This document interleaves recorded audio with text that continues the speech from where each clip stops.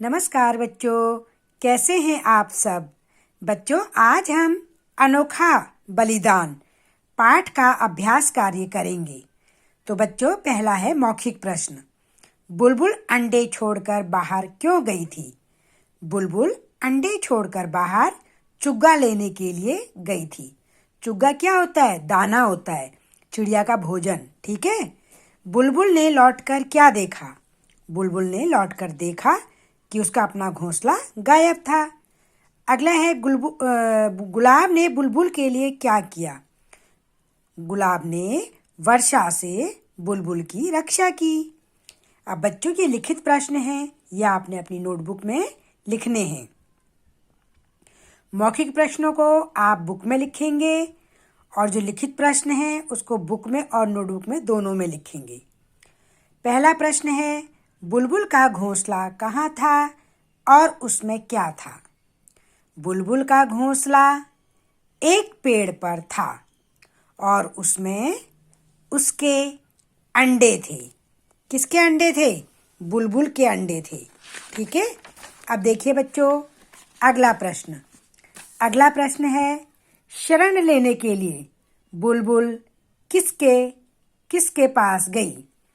शरण लेने के लिए बुलबुल नीम, केले, चमेली और हर श्रृंगार के पेड़ों के पास गई। अगला प्रश्न है, गुलाब ने बुलबुल की जान कैसे बचाई? डाल पर बैठी बुलबुल को पकड़ने के लिए शिकारी ने जैसे ही हाथ बढ़ाया तो गुलाब ने उसके हाथों में अपने नुकीले कांटे चुभाकर बुलबुल की जान बचाई। अगला प्रश्न है, शिकारी ने गुलाब को क्यों उखाड़ दिया? गुलाब के द्वारा चुभाए हुए नुकीले कांटों से शिकारी तिलमिला गया।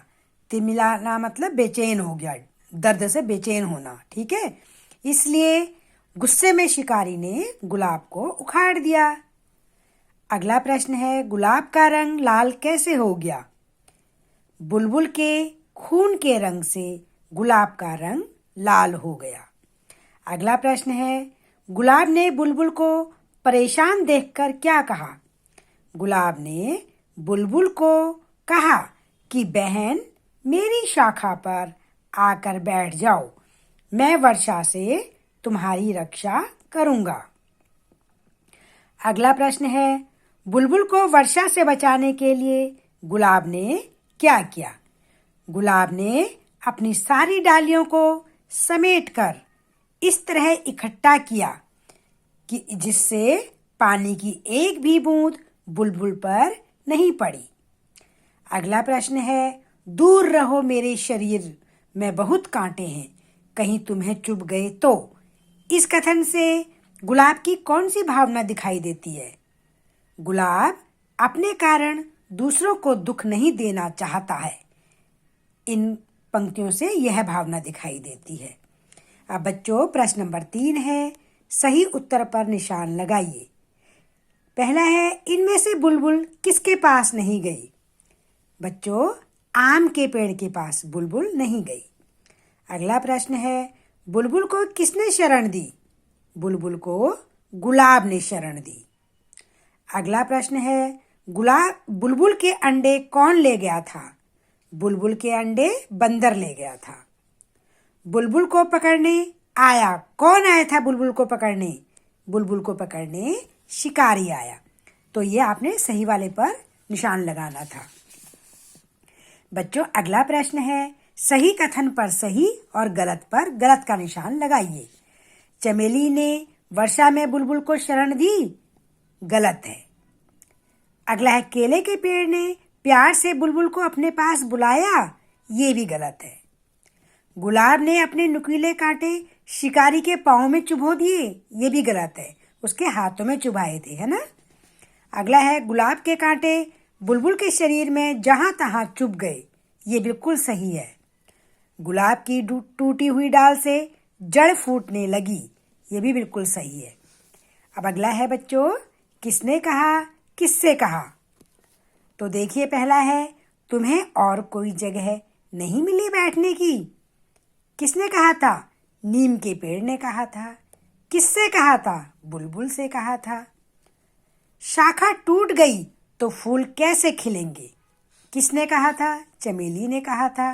किससे कहा था? बुलबुल से कहा था। अभी मत जाओ, बरसात हो रही है। किसने कहा? गुलाब ने कहा। किससे कहा था? बुलबुल से कहा था। अगला प्रश्न है, मेरे मित्र तुमने यह क्या किया? किसने कहा था? बुलबुल ने कहा था। किससे कहा था? गुलाब से कहा था।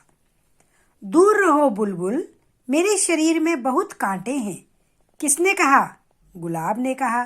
किससे कहा? बुलबुल से कहा। तो बच्चों, ये वाला काम भी आपने अपने नोटबुक में करना है। किसने कहा, किससे कहा। ठीक है। अब आगे देखिए, भाषा की बातें। दिए गए शब्दों के समानार्थी शब्द लिखकर रिक्त स्थान भरिए। ये उसी के समान अर्थ जो देता है उन शब्दों को लिखना है। जैसे तेनालीराम की जग प्रसिद्ध है कहानी। कहानी का समानार्थी क्या हो सकता है? कथा। तेज डैश से गुलाब ने बुलबुल की रक्षा की। तो वर्षा का क्या हो सकता है समानार्थी? बारिश। डैश में आए लोगों की मदद जरूर करनी चाहिए। आश्रय। आश्रय का क्या होता है? छत्र छाया में आए, या सहारा भी हो सकता है ना, जो सहारा मांगने के लिए आते हैं।